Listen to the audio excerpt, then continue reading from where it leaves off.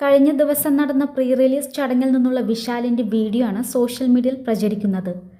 താരത്തിൻ്റെ ആരോഗ്യാവസ്ഥയെക്കുറിച്ച് ആരാധകരിൽ ആശങ്കയുണ്ടാക്കിയിരിക്കുകയാണ് ഈ വീഡിയോ. മതകഥ രാജ എന്ന സിനിമയുടെ പ്രൊമോഷൻ പരിപാടിയിൽ നിന്നുള്ളതാണ് വീഡിയോ. ദൃശ്യങ്ങളിൽ നടക്കാനും സംസാരിക്കാനുമൊക്കെ ബുദ്ധിമുട്ടുന്ന വിശാലിനെയാണ് കാണാൻ സാധിക്കുന്നത്. വളരെ ക്ഷീണിതനായാണ് വീഡിയോയിൽ വിശാൽ കാണപ്പെടുന്നത്.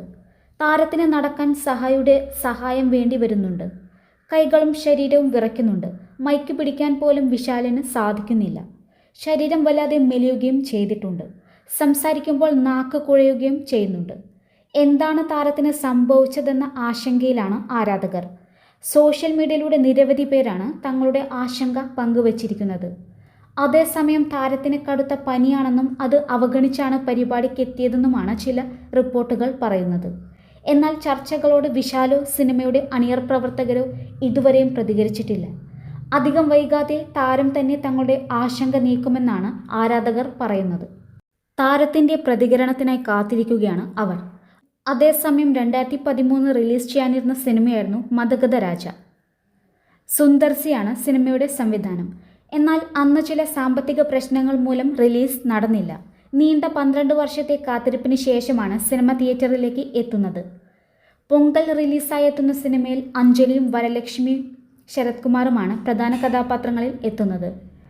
സോനു സൂദാണ് വില്ലൻ വേഷത്തിൽ എത്തുന്നത്. ജനുവരി 12-നാണ് സിനിമയുടെ റിലീസ്. അതേസമയം രത്നമാണ് പോയ വർഷം വിശാലിൻ്റെതായി തിയേറ്ററിലെത്തിയ സിനിമ.